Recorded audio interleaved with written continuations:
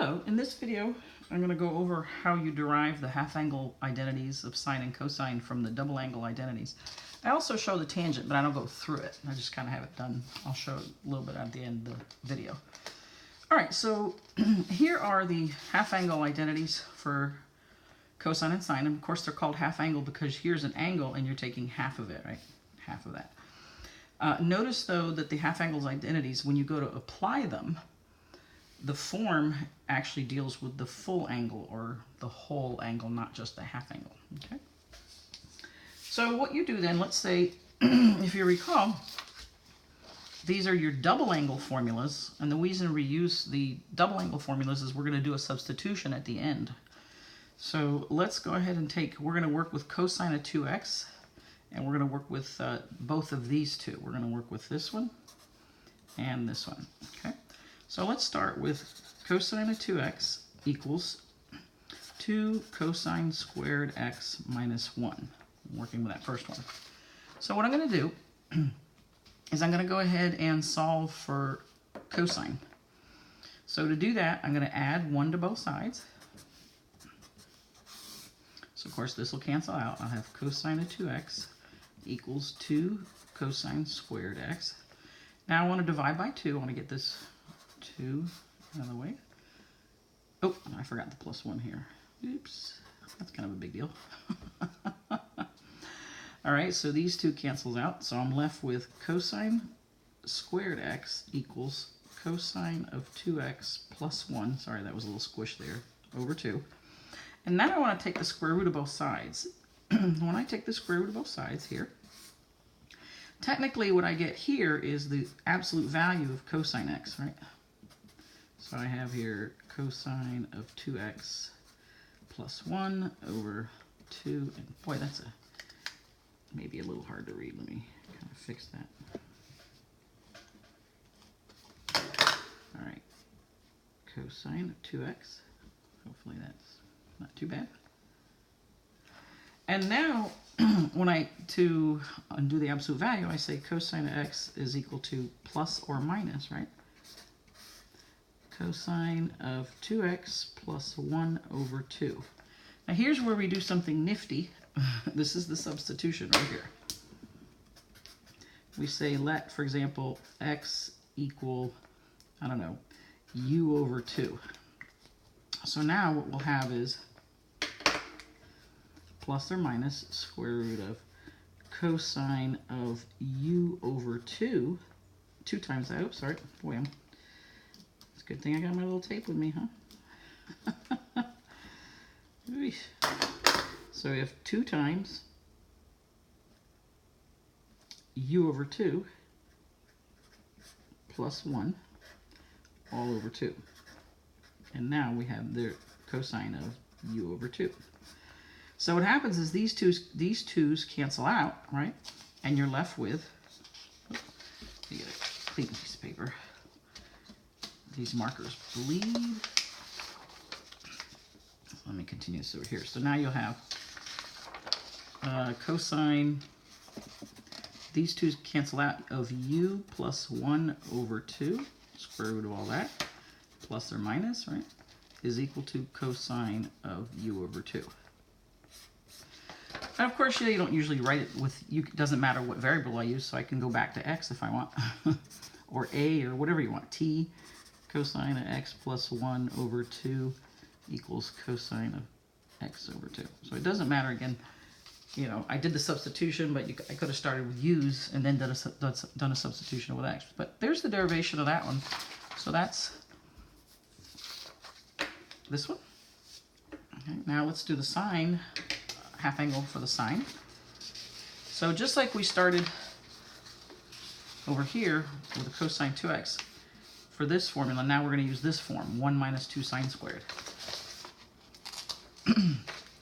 So we'll have cosine of, let's go ahead and use 2t this time. That way my substitute will be x, equals 1 minus 2 sine squared t. So I'm going to solve for sine squared. So again, what am I going to do? Well, in this case, I doesn't really matter. I could move the 2 sine squared over and then the cosine t or the 1. I'm going to end up having to do extra work no matter what. So I'll go ahead and subtract the 1. What the heck. So these will cancel out. I'll have cosine of 2t minus 1 equals negative 2 sine squared t. And then now we're going to divide by negative 2. So there's that negative. So what that's going to do is I'm going to bring this negative sign up here, or if you want to look at it this way, I'm going to multiply it by negative 1 over negative 1. So now I'm going to have 1 minus cosine of 2t all over 2 equals sine squared t. Okay? And so now we're going to take the square root of both sides, right? And I'll have the absolute value of sine t is equal to all of this, 1 minus cosine of 2t over 2. And now I'm going to just say that sine of t is plus or minus 1 minus cosine of 2t all over 2. So that's, we're getting closer to this one, right? So what's the last thing we got to do? We got to do that substitution, and we're going to say let t equal x over 2. So here we'll have x over 2, here we'll have x over 2. So let me do that substitution up here.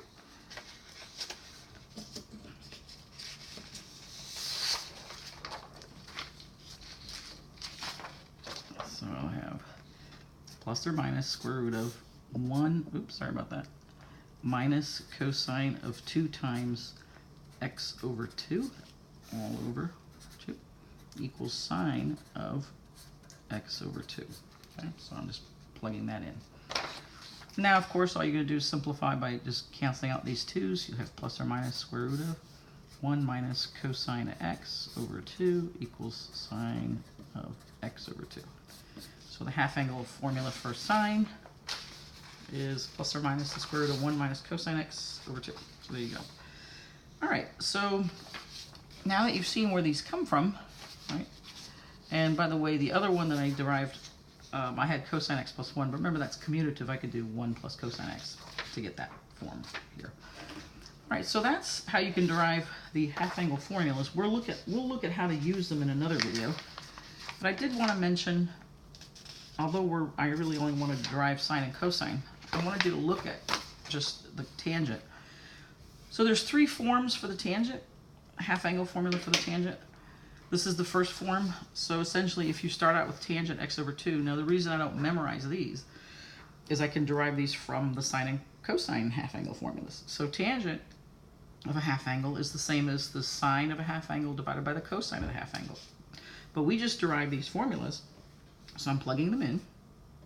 Now here, to go from this step to this step, you need a little algebra. You have a square root in the numerator and a square root in the denominator. They're both the same power, basically the half to the 1/2 power. So since they're the same radical, or the same power, if you will, you can bring them all under one radical and have the numerator and denominator like this, all under one radical. What that allows us to do now is to flip and multiply, right? And when you do that, the 2's cancel out, and you're left with 1 minus cosine x over 1 plus cosine x, all that under a radical. So that's one form. And I do believe I forgot to carry my plus and minus. My apologies. Let me add that in there. So I forgot to put all this in there.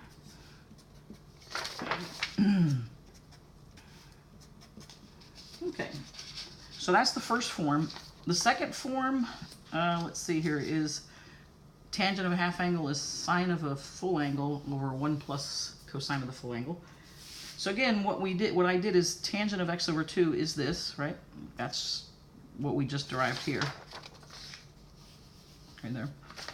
But what I did is I said, well, I'm going to multiply that by 1. This is actually just 1, right?